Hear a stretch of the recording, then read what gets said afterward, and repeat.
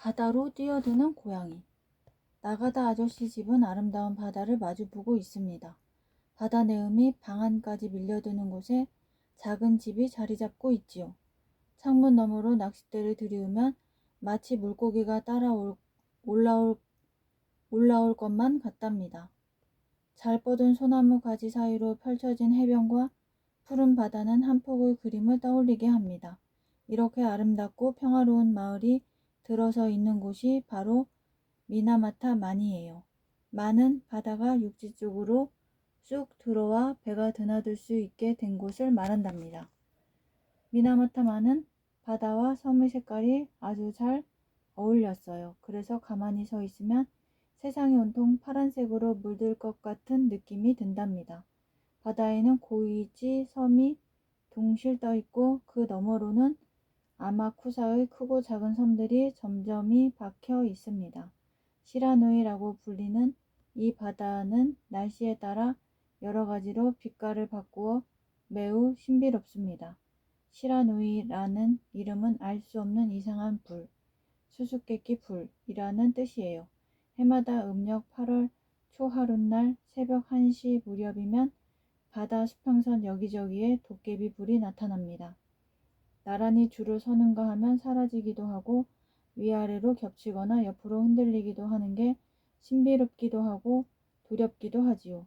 참으로 기이한 불 잔치가 펼쳐지기 때문에 수수께끼 불이라는 이름을 붙였나 봐요. 천수백년 전부터 계속된 불잔치를 옛날에는 용왕님이 내뿜는 불 또는 용궁에서 내뿜는 등불이라고 믿었습니다. 지금은 과학자들의 연구로 불잔치가 왜 일어나는지 밝혀졌지만 어부들은 아직도 그 전설을 믿고 있답니다. 한낮의 뜨거운 열과 밤중의 찬 기운이 뒤섞이면 공기가 둘로 갈라진답니다. 이때 길게 뻗은 개펄에 생긴 물 웅덩이 위에 돌로 나뉜 공기가 모여 있게 되는데 거기에 어선이나 마을 등불이 비치면 렌즈처럼 굴절되어 빛이 모이기도 하고 흩어지기도 합니다. 그렇게 해서 도깨비불이 나타나는 거지요. 이유야 어찌 되었든 참으로 신비하고 아름다운 바다입니다. 시라누이 바다는 옛날부터 갖가지 해산물이 풍부한 바다였답니다. 이 고장 사람들에게는 더없이 고마운 바다지요. 20여만 명이나 되는 어민들은 바다에서 나는 생선과 조개, 해초 따위로 돈을 벌며 바다와 더불어 살아왔어요. 바닷가 마을 어디서나 마찬가지지만 이 고장 사람들도 물고기를 잡아 생활을 하지요. 나가다 아저씨도 물고기를 잡아 생활을 하고요. 나가다 아저씨는 시라누이 바다가 보이는 집에서 아이를 5이나 낳아 길렀어요. 11월에 넷째인 후지코가 태어나고 2년 뒤에 막내인 미스코가 태어났답니다.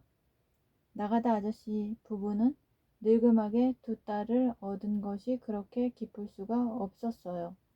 꼭 앞마당 같기만 한 넓은 바다에서 잡은 싱싱하고 맛있는 생선과 새우, 조개 같은 것을 먹고 2딸은 무럭무럭 자랐습니다. 그것을 지켜보는 것이 나가다 아저씨 부부에게는 더없는 즐거움이었죠. 특히 막내 미스코는 된장을 풀어서 끓인 게탕을 아주 좋아했어요. 아이들은 걸음마를 하기 시작하면 바로 바닷가에 나가 놉니다. 조금 큰 아이들이 물에 뛰어들면 어린 아이들은 오빠들 손을 잡고 작은 돌을 주워 바다에 던지곤 했죠. 후지코와 미스코도 오빠들과 함께 텐마루에서 내려와 바위가 우뚝 서 있는 아래쪽 갯가에 나가 놀았어요. 작은 돌을 들썩이면 거품을 뿜는 새끼개랑 허둥지 등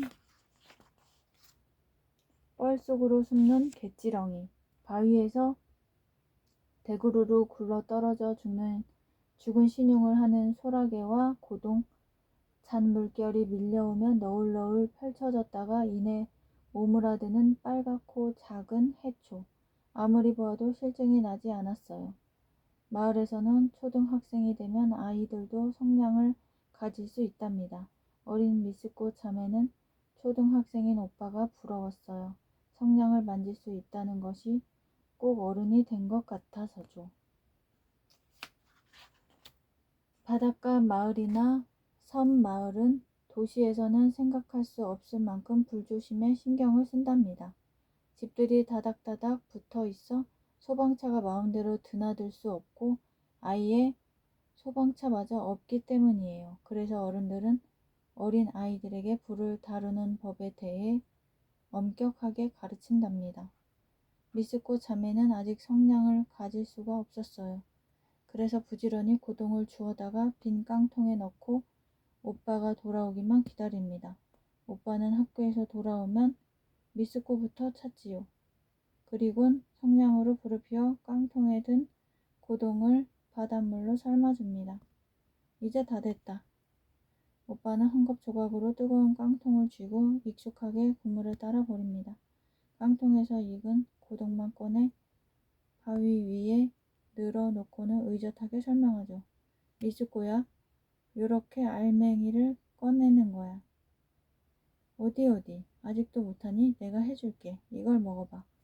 오빠는 바늘로 고동 껍질 속의 알맹이를 꺼내 먹여줍니다. 고동은 입안에서 사르르 녹아요. 갯내음이 살짝 나는 고동은 알맞게 간이 들어 아주 맛이 있습니다. 이것이 이고장 아이들의 간식이랍니다. 미스코가 오빠들 간식 시간에 끼어들 수 있게 되었을 무렵 갯마을 가까운 해안에서 이상한 일이 잇따라 일어났어요.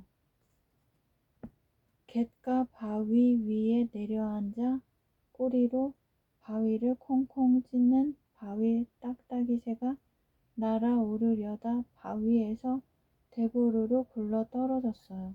물에 젖은 바위 때문에 발이 미끄러진 거예요.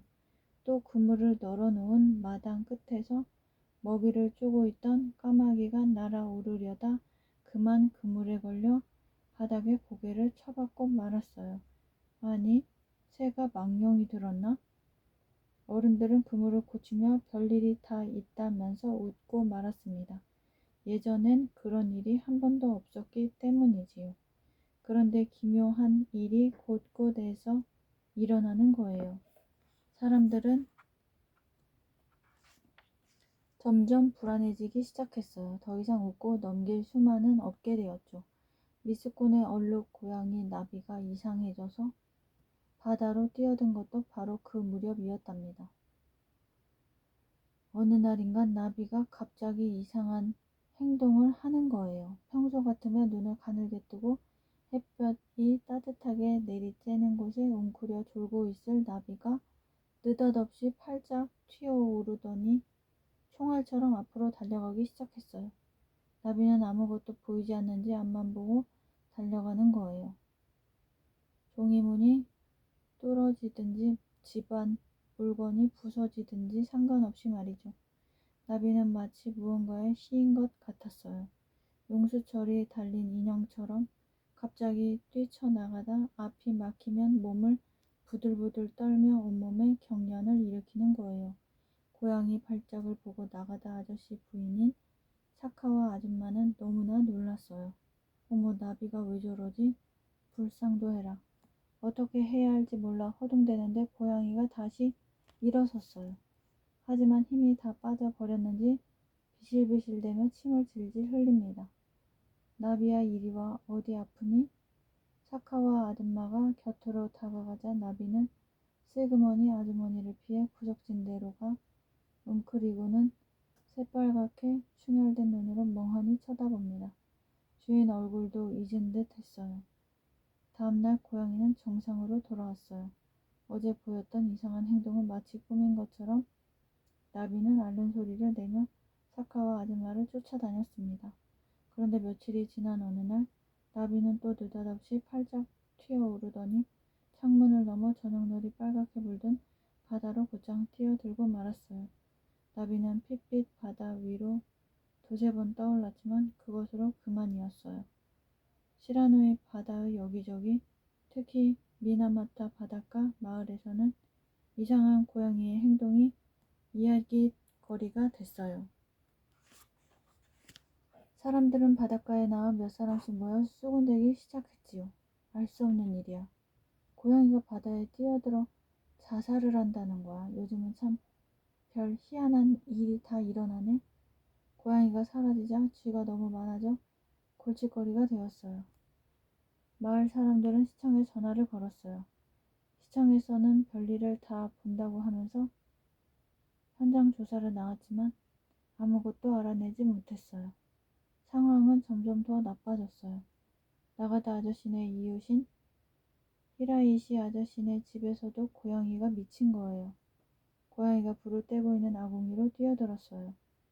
그 집 할머니는 놀라서 고양이 꼬리를 잡아당겨 아궁이에서 꺼내지만 고양이는 몸에 불이 붙은 채 온 집안을 돌아다녀 하마터면 큰 불이 날 뻔했답니다. 고양이만이 아니에요. 다지리 아저씨네 자랑거리이던 2미터나 되는 큰 셰퍼트가 침을 질질 흘리고 경련을 일으키며 쉰 목소리로 계속 울어대더니 죽고 말았어요. 아라키 아저씨네에서는 하룻밤 사이에 기르던 닭들이 몽땅 일어설 수 없게 되었는데 다음날 아침에는 한 마리도 남김없이 다 죽고 말았어요. 돼지도 일어서지 못하고 대굴대굴 구르다 침을 흘리며 죽었어요. 가네마루 집에서는 족제비가 집 안으로 뛰어들더니 부들부들 떨더랍니다. 족제비도 갯가로 내려와 조개나 물결에 밀려온 힘없는 물고기를 먹는 것을 사람들은 여러 번 보았답니다. 사람들은 뭔가 아주 나쁜 일이 일어날 것 같은 예감이 들기 시작했어요. 불길한 예감이 드는데 나중에 미쳐서 죽은 어부 이시하마 아저씨는 이 말만 중얼거리며 다녔어요. 괴이한 행동을 하는 것은 고양이나 닭, 족제비만이 아니었습니다. 그물에 걸리는 새우가 전처럼 팔딱팔딱 힘차게 춤추지 않았고 잡히는 양도 훨씬 줄어들었어요. 예전엔 말이야 한번 그물을 넣으면 새우꽃이 활짝 피었어. 그물이 온통 새빨겠지. 팔딱팔딱 어지럽게 뛰는 새우가 정말 보기 좋았다고. 이시하마 아저씨는 옛날을 그리워했어요. 갯가에 나가면 바위에 붙어있는 굴이 딱지가 벗겨진 채 썩어서 고약한 냄새가 났어요. 동네 아줌마들은 일손을 놓고 그저 놀라기만 할 뿐이었어요. 문어나 때로는 검은 도미 같은 물고기가 아이들 손으로도 쉽게 잡을 수 있게 되었어요. 바다 고기를 말이에요. 먼 바다에서는 수백 수천 마리나 되는 갈치가 은빛 비늘을 번쩍이며 바닷물 위로 올라와 빙글빙글 춤을 추는 일이 생겼어요. 황홀하리만큼 아름다운 광경이었죠. 어부들은 한동안 멍하니 넋을 잃고 바라보기만 했어요. 마치 바닷속 용궁에서 울려오는 음악에 맞추어 춤을 추는 듯이 장엄했어. 조상 대대로 고기잡이를 해왔지만 이런 얘기는 누구에게도 들어보지 못했어. 그건 그럴 수밖에 없었어요. 갈치를 그물로 쉽게 건져낼 수 있었으니까요. 어부들은 처음 한동안은 횡재했다고 좋아하며 갈치떼를 그물로 건져 올렸죠. 어부들은 웃음이 절로 나올 지경이었어요. 그물로 건져도 바닷속 깊은 곳으로부터 은빛 비늘을 번쩍이는 갈치가 몸을 비틀며 끝없이 올라왔으니까요. 배 안에 있는 생선 탱크는 순식간에 갈치로 가득 찼어요. 갈치는 원래 새벽 동틀녘과 저녁 해질 무렵 1시간 앞뒤로만 바다 위로 먹이를 찾아 올라오는 물고기예요. 그 시간 말고는 바닷속 깊은 곳으로 내려가 찾을 수가 없답니다. 그러니 동틀 때와 해질 무렵 1시간 앞뒤로만 갈치잡이를 할 수 있었지요. 그런데 잡아도 갈치가 바다 밑에서부터 계속 솟아 올라오니 어부들도 마침내 꺼림칙하고 불길한 생각을 품게 되었어요. 그래서 잡은 갈치를 모조리 버리고 돌아오는 어부도 생긴 거예요. 가네마루 아저씨는 겁먹은 목소리로 이렇게 말했어요. 이건 틀림없이 뭔가가 있어. 갈치떼가 용왕님의 심부름으로 무엇을 알리고 싶어 올라왔을 거라는 생각이 들어. 그러니 불현듯 무서운 생각이 들더라고. 그래서 잡은 갈치를 몽땅 버리고 돌아왔어. 바다 밑에서부터 갈치가 계속 떼지어 올라오는 얘기는 미나마타뿐 아니라 나가시마, 오시부카, 시시치마 등지에서도 들려왔어요. 불길한 예감은 이미 시라노이 바다 일대에 번진 거예요. 사람들에게서 웃음이 사라진 지는 이미 오래되었지요. 나가다 아저씨 내에도 웃음이 사라졌어요. 아침놀과 저녁놀에 물든 붉은 바다가 여느 때보다 더 붉게 핏빛으로 보였답니다. 붉게 빛나는 바다를 드나드는 어선들이 그림자 마냥 흔들거리다가 바다로 빨려 들어가는 것처럼 보였습니다. 나가다 아저씨네 부부는 매일 아침 조상님과 용왕님에게 두 손을 모으고 기도를 합니다. 그래야만 하루하루를 불안하지 않게 지낼 수 있을 것만 같았어요. 얼룩고양이 나비가 바다에 뛰어들어 죽은 뒤로는 고양이를 위해서도 기도했어요. 그만큼 나비의 죽음이 두 사람에게는 잊을 수 없는 큰일이었답니다.